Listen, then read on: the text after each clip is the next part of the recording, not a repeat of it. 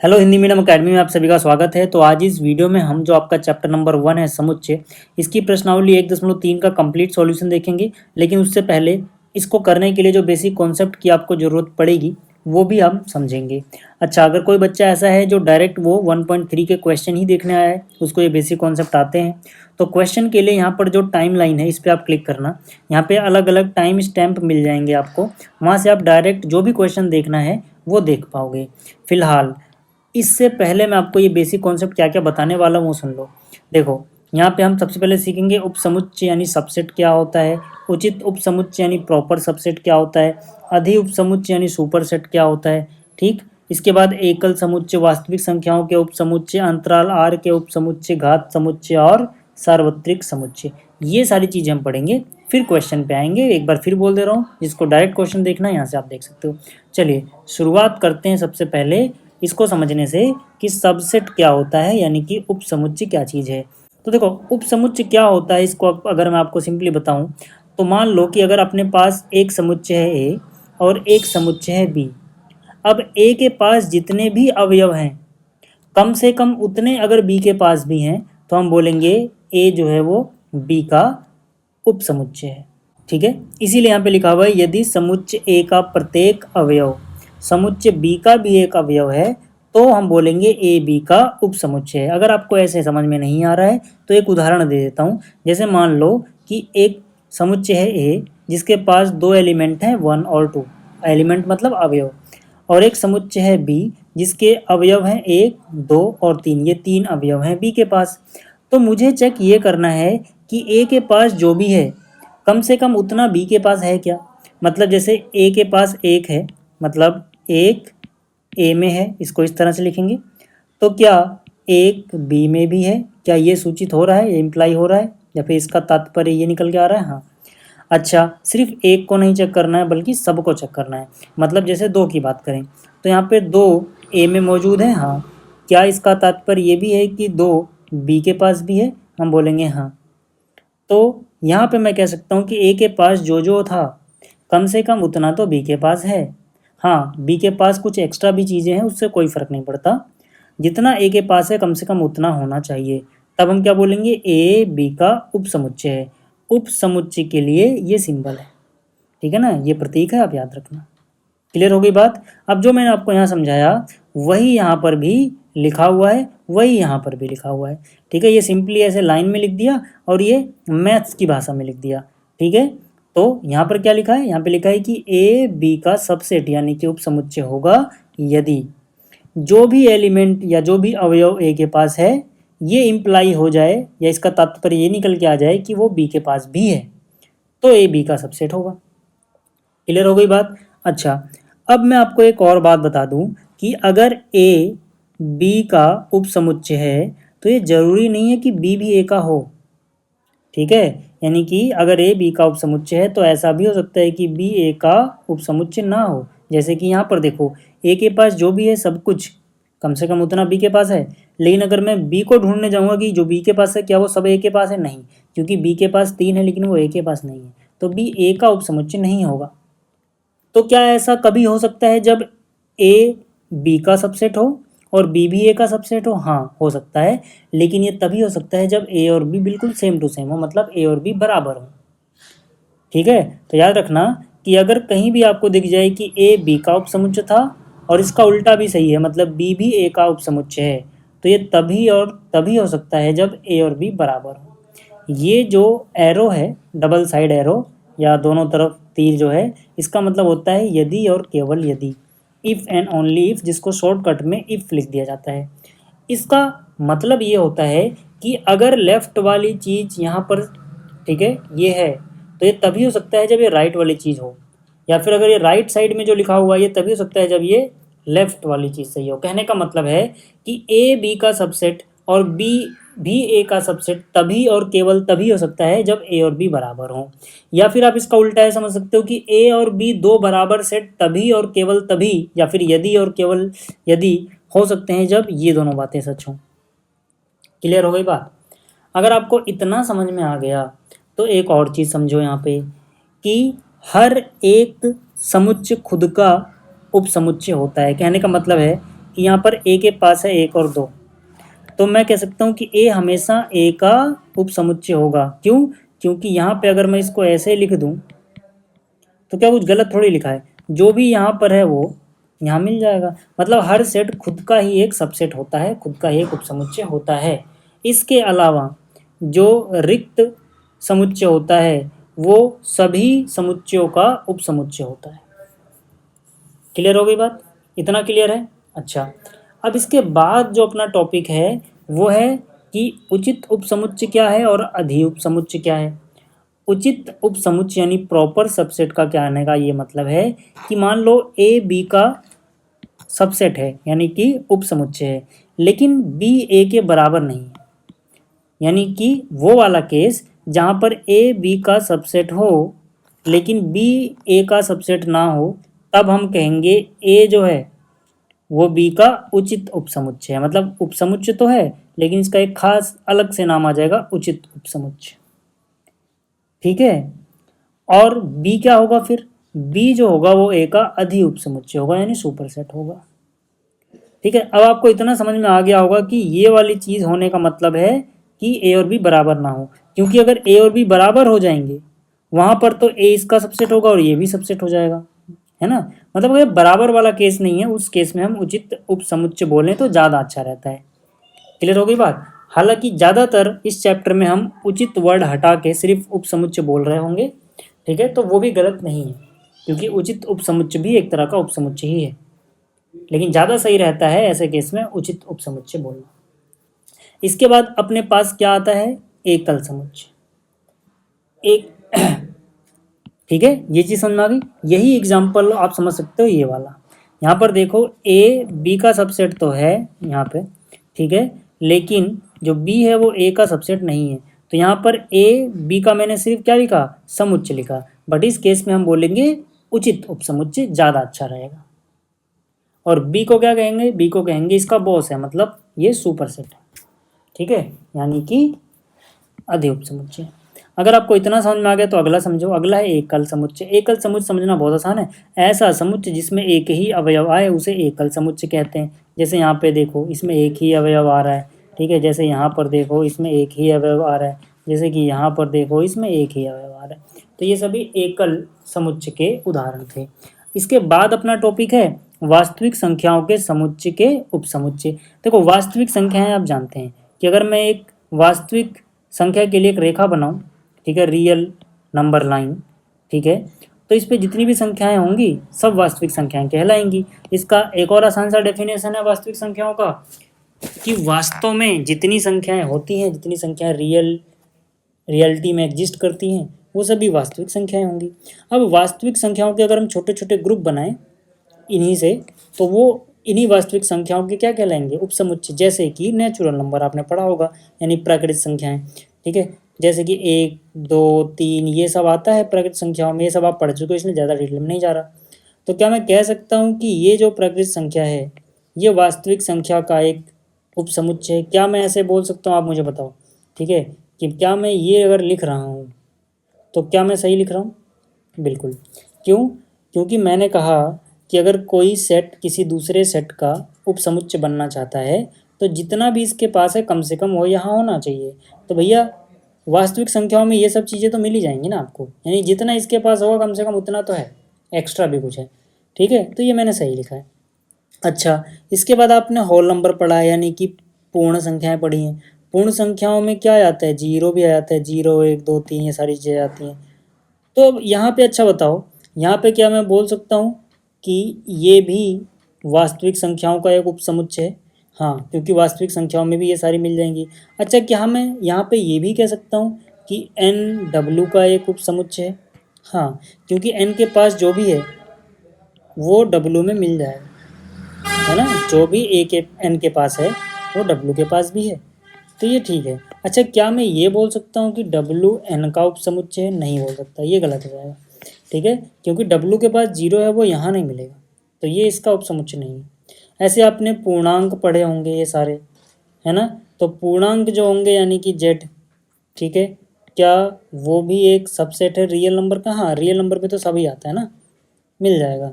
अच्छा, क्या natural number पूर्णांक का एक सबसेट होगा क्या? मैं कहना चाहता हूँ कि ये सारा क्या इसमें मिल जाएगा? हाँ, एक से सारी चीज़ें देखो इसमें है, ठीक है। ऐसे ही आप रेशनल नंबर, इरेशनल नंबर के बारे में सोच सकते हो। रेशनल मतलब परिमेय संख्याएं जो p/q के रूप में लिख सकती हैं, तो ये सारी संख्याएं भी p/q के रूप में मिल सकती हैं, तो ये सारी संख्याएं इसमें मिल जाएंगी। तो क्या मैं ये लिखूँ तो सही रहेगा? ठीक है, इसी तरह से और भी बहुत कुछ आप लिख सकते हो, ठीक है, आप सोच सकते हो, ठीक है। अच्छा, आपको पता है ना परिमेय और अपरिमेय मिलके रियल नंबर बनाते हैं, तो क्या मैं बोल सकता हूँ कि परिमेय संख्या रियल नंबर यानी वास्तविक संख्याओं का हो एक उपसमुच्चय होगा, हाँ, ठीक है। क्या अपरिमेय संख्या है जिसको टी से डिनोट कर रहे हैं, ठीक है। टी का मतलब क्या है कि रियल नंबर में से परिमेय हटा दो, जो बचेगा वो अपरिमेय होगा, तो वो भी रियल नंबर ही, ठीक है।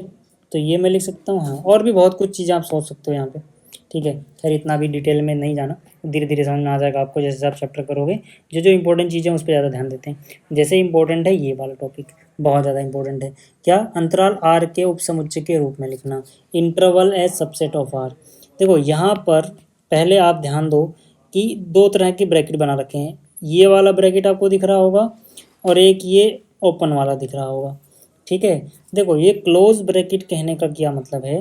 क्लोज ब्रैकेट कहने का मतलब है इसमें आप वो सभी संख्याएं ले रहे हो जो ए और बी के बीच में भी आ सकती हैं या इनके बराबर भी आ सकती हैं। कहने का मतलब है कि जो भी संख्या यहाँ पे आ रही है, अगर मैं उनको एक्स बोलूँ तो यहाँ पर वो सभी एक्स आ सकते हैं जो ए के बराबर या बड़े हैं और बी से बराबर या छोटे हैं।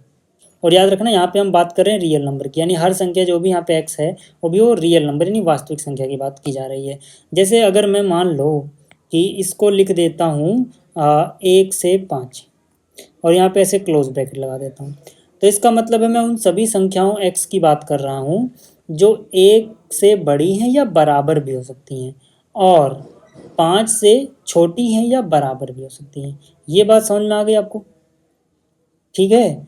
अगर इसी चीज़ को मैं नंबर लाइन पे प्रदर्शित करना चाहूँ तो मैं यहाँ पर एक नंबर लाइन बनाऊँगा, यहाँ पे मैं ए लिखूँगा, यहाँ पर बी लिखूँगा, ए को भी डार्क कर दूँगा, बी को भी डार्क कर दूँगा और इनके बीच की चीज़ें भी डार्क कर दूँगा। डार्क करने का मतलब जिसको मैंने डार्क किया वो शामिल है यहाँ पर।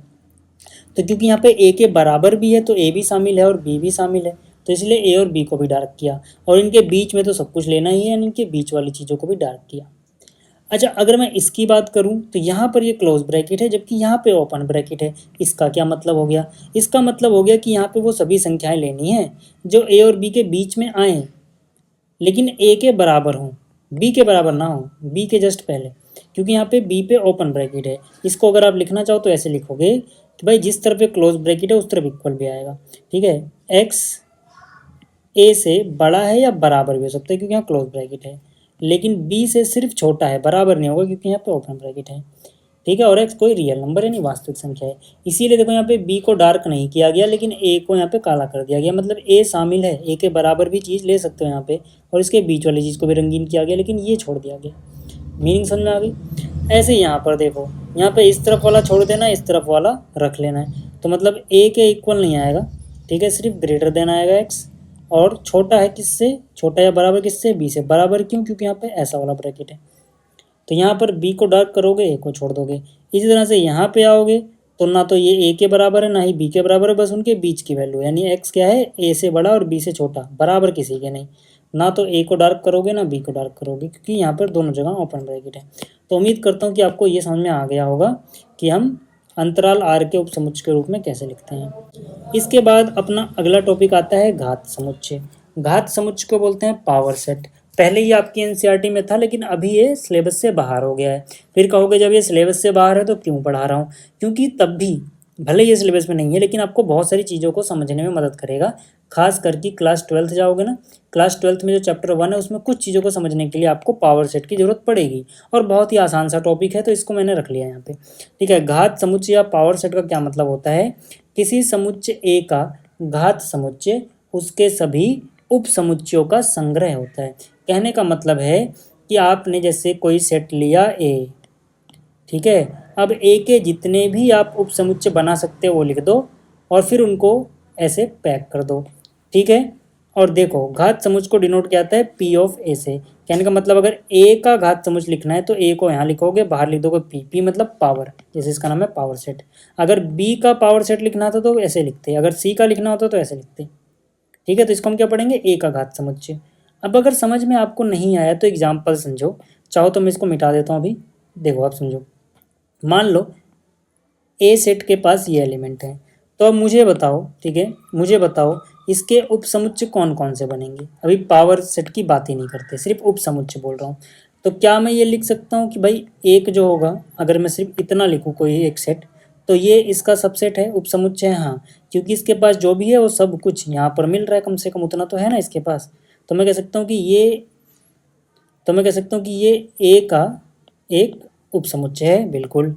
अच्छा, क्या अगर मैं सिर्फ यहाँ पे 2 लिख दूँ, यानी कि अभी आपको इस पर फोकस नहीं करना, ये 2 क्या इसमें है, भाई देखो ना 2 इसमें है, हाँ, तो ये भी क्या, तो क्या ये भी ए का एक उपसमुच्चय है, हाँ। और मैंने कहा था कि हर सेट अपना भी एक उपसमुच्चय होता है, तो मतलब ये भी ए का उपसमुच्चय होगा, क्योंकि पूरा ए ही लिख दिया। और मैंने कहा था कि भाई रिक्त सेट यानी रिक्त समुच्चय भी जो है ये सबका ही होता है, तो इसका भी होगा। तो ये सारे क्या हैं, ये ए के उपसमुच्चय हैं। अब इन उपसमुच्चयों को मैं एक बड़े से समुच्चय में पैक कर दूं, मेरे कहने का मतलब है कि इन उपसमुच्चयों को अगर मैं बड़े से एक उपसमुच्चय में पैक कर दूं, तो यही ए का पावर सेट यानी कि घात समुच्चय बन जाएगा। ठीक है, और अगर आपको ये फॉर्मूला याद रखना है कि कोई सेट ए है अगर, तो उसके पावर सेट में कितने लोग आ सकते हैं, यानी n4 number of element, n4 क्या है, नंबर ऑफ एलिमेंट यानी संख्या, तो कितने आ सकते हैं। तो इसका सीधा सीधा जवाब होता है 2 की घात नंबर ऑफ एलिमेंट इन ए। ठीक है, मतलब ए के पास कितने एलिमेंट थे, जैसे देखो ए के पास कितने एलिमेंट है, 2, तो 2 की घात 2 कर दो, कितना हो जाएगा 4, यानी पावर सेट के पास 4 होंगे। देखो गिनो, 1 2 3 4। मान लो अगर ए के पास 3 एलिमेंट होते हैं, 1 2 5, तो पावर सेट ऑफ ए के पास कितने होते हैं, 2 की पावर 3, मतलब ए के पास जितने एलिमेंट हैं, ए के पास जितने एलिमेंट है वो 2 की घात में लिख दो, कितना हो जाएगा 8। तो उसके पावर सेट में 8 होते हैं, या फिर उसके उपसमुच्चयों की संख्या कितनी होती है, 8 होती है ना। इसके ऐसे भी आप याद रख लो कि किसी समुच्चय के पास जितने भी एलिमेंट हैं 2 की घात में रख दो उनको, 2 हैं तो 2 रख दो, 3 लोग हैं तो 3 रख दो, इतने उपसमुच्चय बन सकते हैं। और जितने उपसमुच्चय बनेंगे उतने ही पावर सेट के अंदर एलिमेंट होंगे, है ना। उपसमुच्चय तो आपके सिलेबस में है ना, तो यहाँ पर जो उपसमुच्चय शुरू में पढ़ाया, अगर कोई पूछ ले कि भाई ए के पास 3 लोग हैं, जैसे बी के पास 3 है, तो बी से कितने उपसमुच्चय बनाए सकते हैं, तो आप 2 की पावर 3 यानी 8 बना सकते हैं। अगर बी के पास मान लो यहाँ पे एक और एलिमेंट होता है, यानी 4 एलिमेंट होते, तो 2 की पावर 4 यानी 16 उपसमुच्चय बना सकते हैं, इस तरह से। और जितने उपसमुच्चय बनेंगे पावर सेट के अंदर उतने एलिमेंट होंगे। ठीक, अगला है सार्वत्रिक समुच्चय यानी यूनिवर्सल सेट। सार्वत्रिक समुच्चय क्या होता है, पहले डेफिनेशन देखो। सार्वत्रिक समुच्चय उस आधारभूत समुच्चय को कहते हैं जिसमें किसी विशेष संदर्भ में सभी संभावित तत्वों का संग्रह होता है। कुछ नहीं समझ में आया होगा आपको अगर आप पहली बार पढ़ रहे हो कि भाई क्या ही लिख दिया है खतरनाक से हिंदी। इसका कहने का मतलब ये है, जैसे मैं आपको उदाहरण समझाता हूँ। जैसे मान लो कि मैंने लिखा ए, उसके अंदर एलिमेंट आते हैं 1 और 2। मैंने लिखा बी, अब बी के अंदर एलिमेंट आते हैं 1 2 और 3।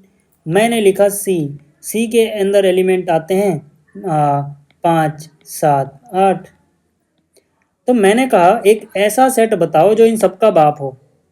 मैंने क्या कहा, एक ऐसा समुच्चय बताओ जो इन सब का बाप हो। कहने का मतलब है कि जहां तक हम, अगर मान लो मेरे पास ये 3 ही सेट है और इनका मुझे सार्वत्रिक समुच्चय ढूंढना है, तो मैं एक ऐसा समुच्चय ढूंढूंगा जिसके अंदर कम से कम ये सभी समाहित हो जाएं।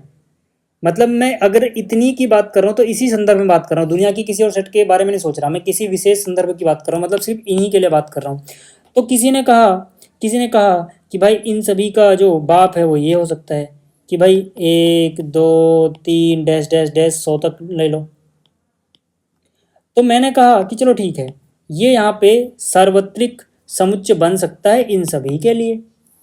क्यों, क्योंकि इसके अंदर देखोगे तो ये भी समाहित हो गया, ये भी समाहित हो गया, ये भी समाहित हो गया, सब इसके अंदर आ रहे हैं।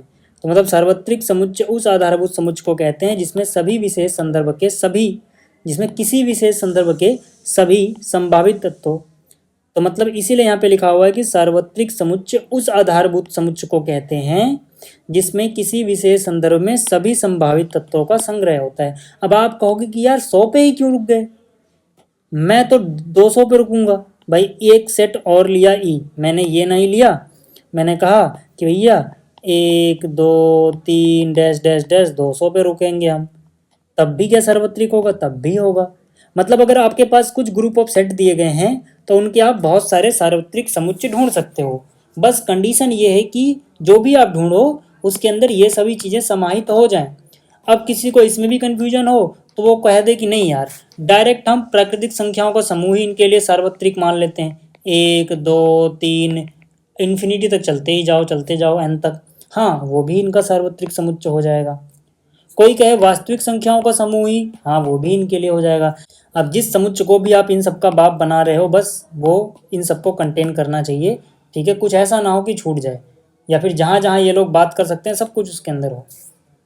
क्लियर हो गई बात? चलिए अब क्वेश्चन शुरू कर देते हैं, अगर आपको ये चीज़ें समझ में आ गई हैं तो। प्रश्नावली 1.3 बहुत ही आसान सी प्रश्नावली है, बिल्कुल आसान समझ में आ जाएगा आपको।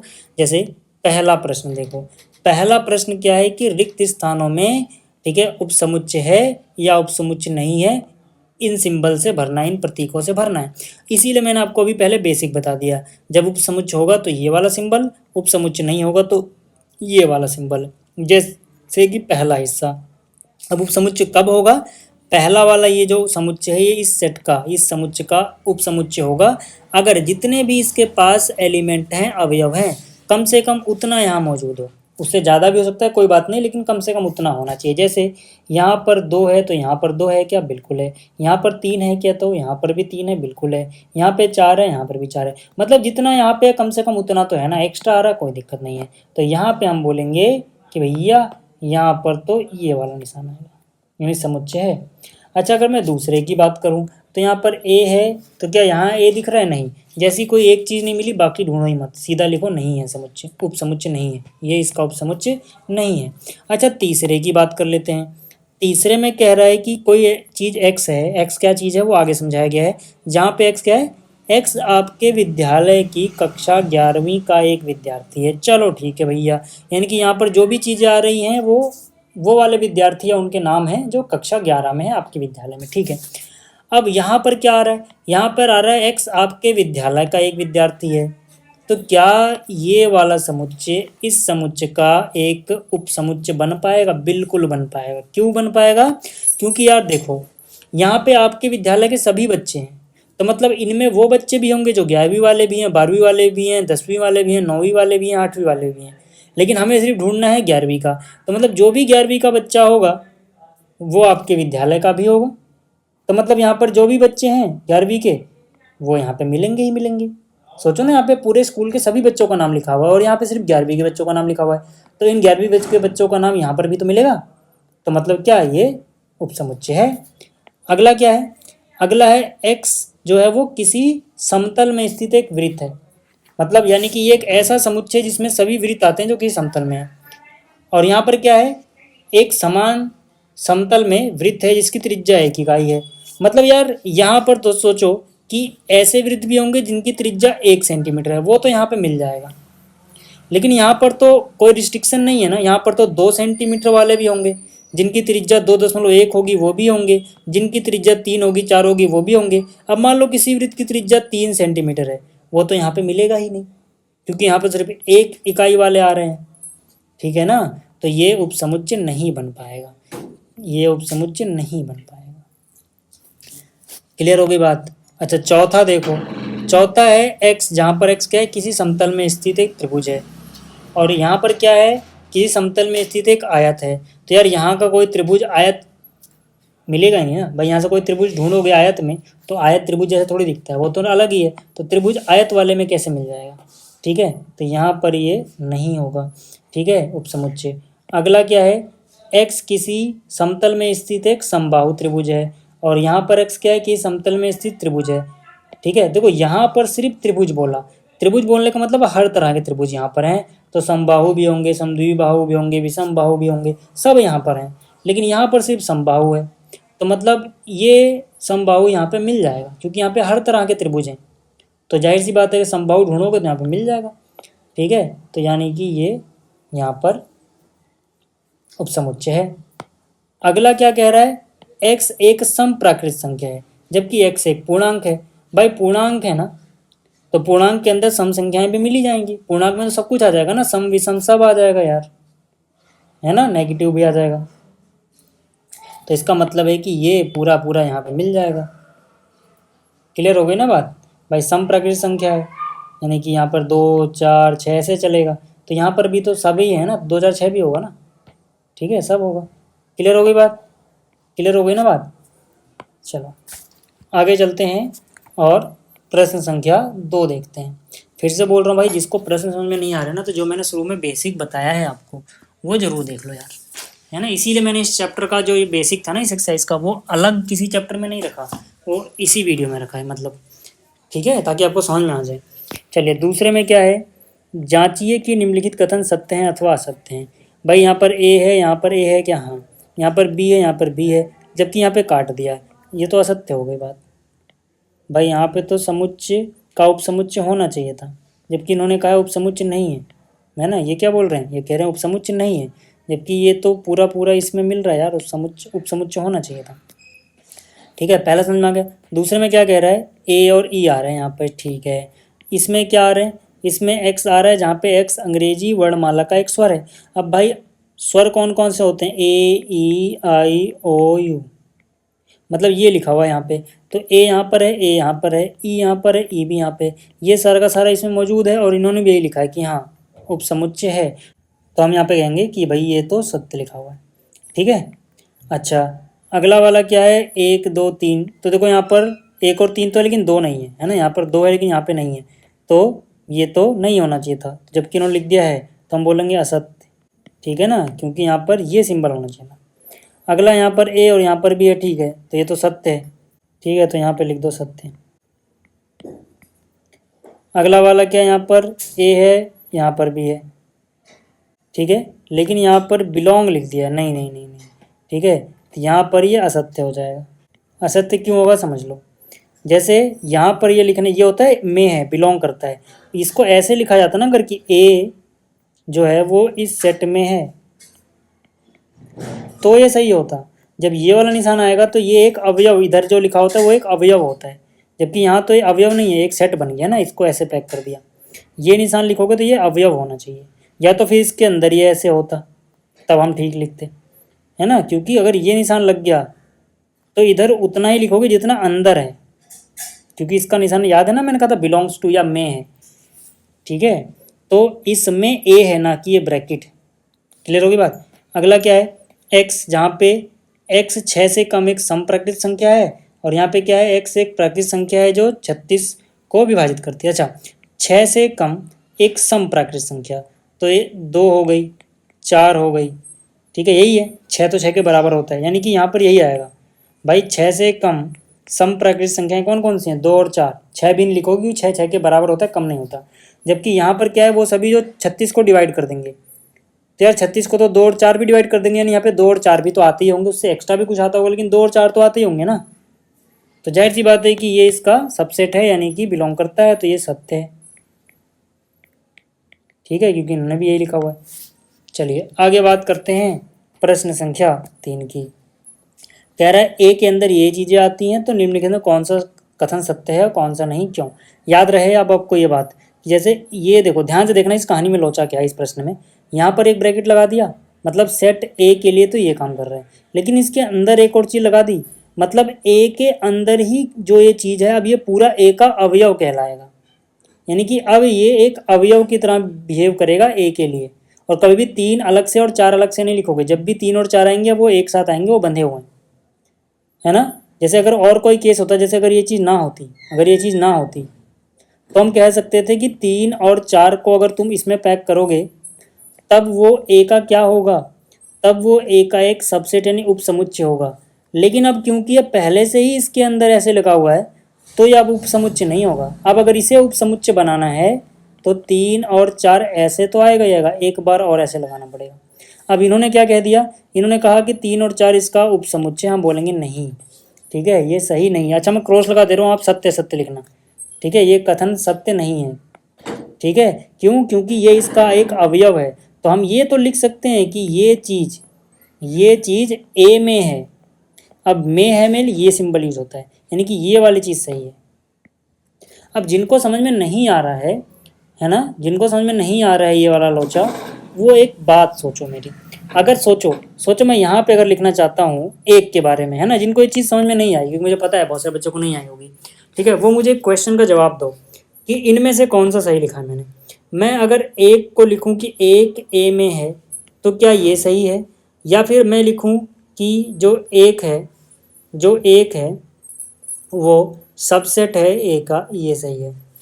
तो आप कहोगे ये सही है। ठीक है, हाँ, अगर मैं सबसेट बनाना चाहता हूँ तो आप कहोगे यार सबसेट के लिए तो सेट होना चाहिए, यानी उपसमुच्चय के लिए समुच्चय होना चाहिए। तो ये मुझे एक को अलग से लगाना पड़ेगा, है ना, क्योंकि एक के पास अलग से ये नहीं था तो मैं एक एक्स्ट्रा लगाता हूँ ना। लेकिन जिसके पास 3 और 4 के पास ये पहले से ये चीज़ है, समझ में आ रही बात? तो मतलब क्या? मतलब मैं 3 और 4 को अगर सबसेट बनाना चाहूँगा तो इसको एक एक्स्ट्रा लगाना पड़ेगा। देखो ना, एक के पास नहीं था, मैंने लगाया ना। तो ये वाला तो वो है जो इसके पास है, एक एक्स्ट्रा लगाऊंगा तब ये एक उपसमुच्चय बनेगा इसका। यानी कि उपसमुच्चय बनाने के लिए जो भी है उसमें एक एक्स्ट्रा ब्रैकेट लगाना पड़ता है, आप ऐसे समझ लो। तो यहाँ पर तो ये एक्स्ट्रा ब्रैकेट थोड़ी है, तो पहले से इसके पास था। तो मैं कहूँगा ये वाली चीज़ पूरी की पूरी ए के अंदर मौजूद थी पहले से ही, यानी कि ये वाला चीज़ यहाँ पे सही होगा। ठीक है, इसका एक उपसमुच्चय नहीं था, और ये वाला भी सही होगा। क्लियर हो गई बात? अच्छा, ये वाली चीज़ सही होगी क्योंकि एक ए में है।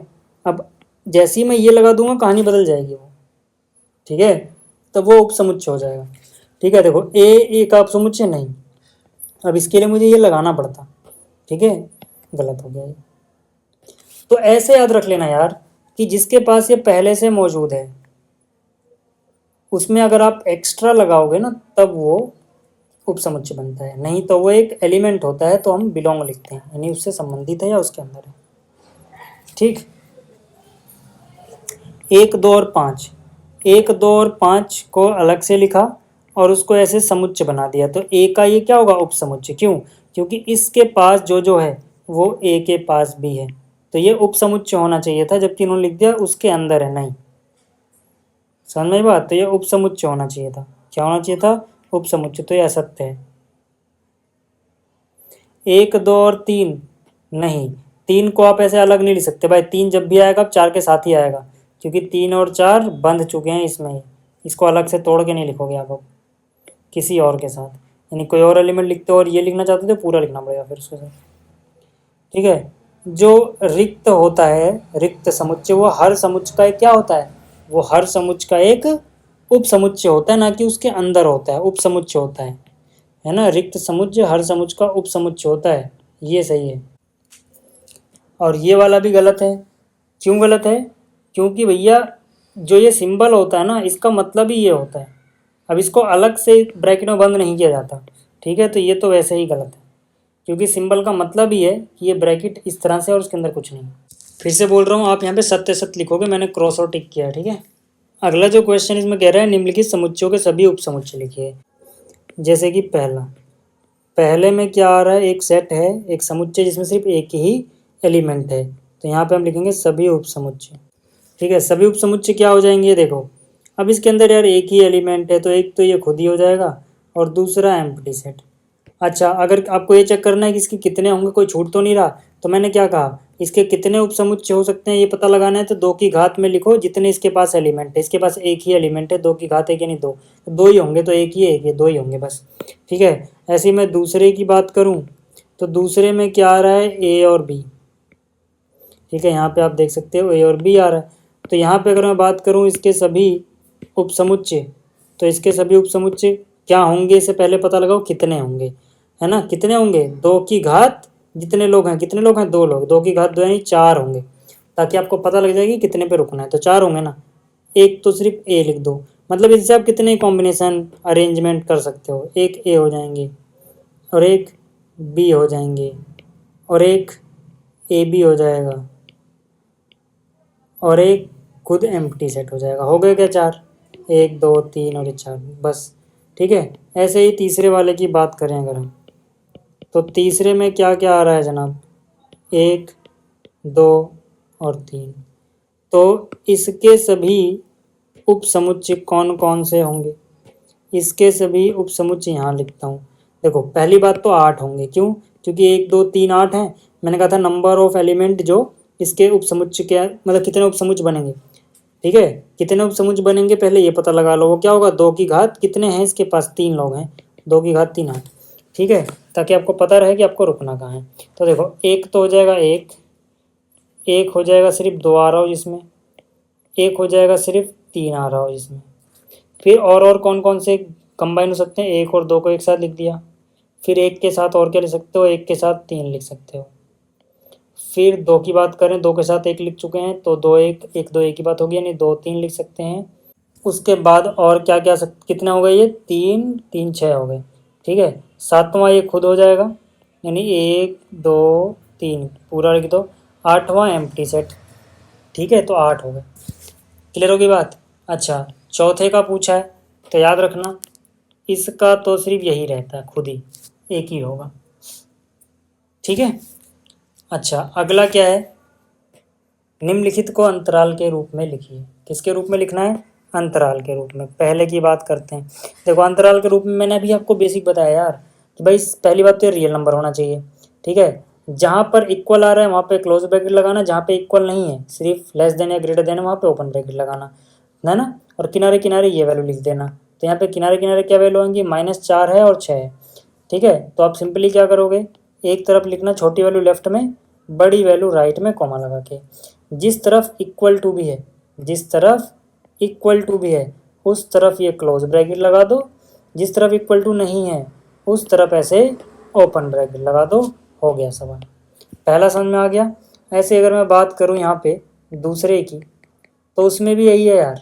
यहाँ पर अगर आप देखो तो एक तरफ है -12, एक तरफ है -10। इसमें से छोटी वैल्यू क्या है, -12, उसको लेफ्ट में लिखो, और -10 बड़ी वैल्यू है। फिर आप देखो इक्वल टू है क्या, यहाँ पर भी नहीं है, यहाँ पर भी नहीं है, दोनों ही तरफ इक्वल टू मिसिंग, यानी दोनों तरफ ओपन ब्रैकेट लगा दो। अगर मैं बात करूँ तीसरे पार्ट की, तो आपको समझ में आ गया होगा कि अब यहाँ पर एक तरफ है 0, एक तरफ है 7, तो यहाँ पे लिखोगे 0,7। फिर आप देखोगे यार 0 की तरफ तो इक्वल टू है, तो 0 की तरफ क्लोज ब्रैकेट। फिर आप देखोगे 7 की तरफ तो इक्वल टू नहीं है, ओपन ब्रैकेट। क्लियर हो गई बात।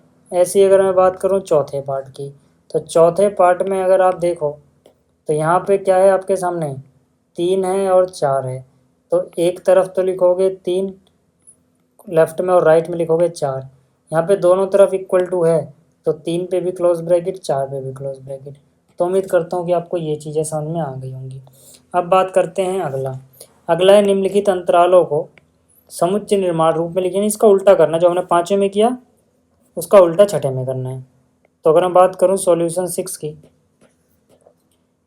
ठीक है, तो अगर मैं बात करूँ इसके हल की, तो पहले पार्ट में क्या होगा भाई, इसको इस तरह से लिखते हैं एक्स सच दैट, ठीक है। अब आप पहले क्या करो, पहले देखो क्या क्या है, -3 और 0, तो एक्स को लिख दो -3 और 0 के बीच में, ठीक है, और ऐसे लगा दो।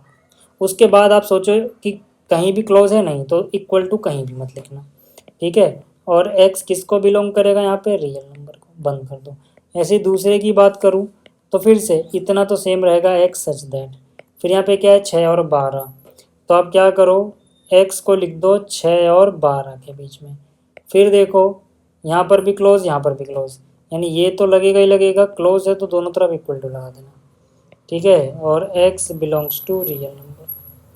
फिर अगर मैं बात करूँ तीसरे क्वेश्चन की, तीसरे पार्ट की, ठीक है, तो x सच दैट, फिर से यहाँ पे क्या है 6 और 12, तो मैं यहाँ पे 6 लिख दूंगा, 12 लिख दूंगा, बीच में लिख दूंगा x, ठीक है। ये इस तरफ इक्वल आ जाएगा, क्यों, क्योंकि यहाँ पर देखो ये ऐसे क्लोज था, ठीक है, 6 की तरफ नहीं था, तो यहाँ पर इक्वल नहीं आएगा, ठीक है। अगर मैं बात करूँ चौथे पार्ट की, तो फिर से मैं लिखूँगा एक्स सच दैट, एक तरफ -23, क्योंकि यहाँ पे -23 और 5 है ना, तो एक तरफ -23 और एक तरफ 5, बीच में एक्स, ठीक है। ये लिखोगे यहाँ पे इक्वल टू 5 की तरफ ओपन ही रहेगा ऐसे, ठीक है, क्योंकि यहाँ पे इक्वल नहीं आ सकता है ना, ठीक। क्लियर हो गई बात? तो ये भी हो गया। अगला कह रहा है निम्नलिखित में से प्रत्येक के लिए सार्वत्रिक समुच्चय प्रस्तावित करें। अभी मैंने आपको सार्वत्रिक समुच्चय इसीलिए अच्छे से समझाया था बेसिक में। जैसे पहले के लिए समकोण त्रिभुजों का समुच्चय। सार्वत्रिक समुच्चय का कहने का मतलब ये है कि भाई इसके लिए सार्वत्रिक समुच्चय बनाना है ना, तो मैं एक ऐसा समुच्चय बना दूं कि समकोण त्रिभुजों को, जो भी समकोण त्रिभुजों के बारे में बात की जा सकती है वो सभी के सभी उसके अंदर आ जाए। तो अगर मान लो मैं सभी त्रिभुजों का एक समुच्चय ले लूँ तो इसके अंदर समकोण त्रिभुज भी आएंगे, वो भी आएंगे जो समकोण त्रिभुज नहीं है, तो कम से कम इतने तो इसके अंदर आ ही जाएंगे ना।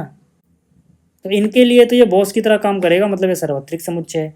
आप कहोगे इसका कुछ और आंसर हो सकता है? हाँ, यहाँ पे मैं सभी त्रिभुजों की जगह लिख दूँ सभी बहुभुजों का समुच्चय। अब सभी बहुभुज में त्रिभुज भी आएंगे, चतुर्भुज भी आएंगे, पंचभुज भी आएंगे, षटभुज भी आएंगे, सब आ जाएगा। तो उसके अंदर समकोण त्रिभुज तो आते ही होंगे, मतलब ये उसका एक छोटा सा पार्ट होना चाहिए बस, जिसको भी आप सार्वत्रिक समुच्चय बोल रहे हो इसके लिए, ये सारा का सारा या इससे रिलेटेड जो भी ऑपरेशन है सब के सब उसके अंदर हो जाने चाहिए, है ना। ज़्यादा अच्छा रहता है जितना बड़ा सोच पाओ। जैसे त्रिभुजों की जगह अगर मैं सारे बहुभुज लिख दूं तो वो जल्दी समझ में आएगा, हालांकि सही ये भी है। अगला है समद्विबाहु त्रिभुज का समुच्चय है। अब इसके लिए सार्वत्रिक समुच्चय बनाना है, मतलब इसके लिए मुझे एक ऐसा समुच्चय ढूंढना पड़ेगा जितने भी यहाँ पर समद्विबाहु त्रिभुज हो सकते हैं सब उसके अंदर आते हों, कम से कम। एक्स्ट्रा भी कुछ है कोई दिक्कत नहीं है, ठीक है। तो जैसे सभी त्रिभुजों का ही समुच्चय यहाँ पर भी ले लूँ तो उसके अंदर सभी समद्विबाहु भी आ जाएंगे। त्रिभुजों की जगह मैं बहुभुज ले लूँ, ठीक है, तो वो भी चलेगा। जैसे यहाँ पे समझो, अब आपको सार्वत्रिक का और ज़्यादा अच्छे से क्लियर हो जाएगा, है ना। अगर आपको ये समझ में नहीं आया तो इसको देख लो, फिर आपको ये और अच्छे समझ में आ जाएगा। यहाँ पे क्या कह रहा है कि एक समुच्चय ए है 1 3 5, एक बी है 2 4 6, एक सी है जिसके अंदर ये सारी चीज़ आती हैं।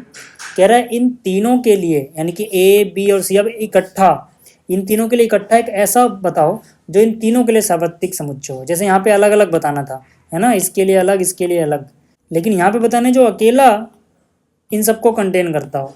तो यार अब मुझे बताओ, इसमें से ढूंढना है ना, सबसे बड़ा ढूंढो। सबसे बड़ा तो यही है। अब देखो कि क्या सब कुछ आ रहा है, कम से कम 1 3 5 1 3 5 है, ठीक है, 0 2 4 6 8 सब कुछ है, ठीक है, 2 4 6 सब कुछ है। भाई इससे बड़ा तो और कोई नहीं मिलेगा ना, तो ज़्यादा अच्छा रहता है सबसे बड़ा ही, यानी कि ये वाला ऑप्शन इसका कौन सा सही है? तीसरा। और किसी को लोगों देखो ना कुछ छूट जाएगा, तो और तो वैसे भी नहीं बन पाएंगे, यही बनेगा, ठीक है ना। इन तीनों को मत लेना। जैसे इसको लोगे तो इसमें 0 छूट जाएगा ना, तो इसके लिए कहाँ बन पाएगी। क्लियर हो गई बात? तो उम्मीद करता हूँ कि आपको ये सारी चीज़ें समझ में आ गई होंगी। तो इस वीडियो में इतना ही।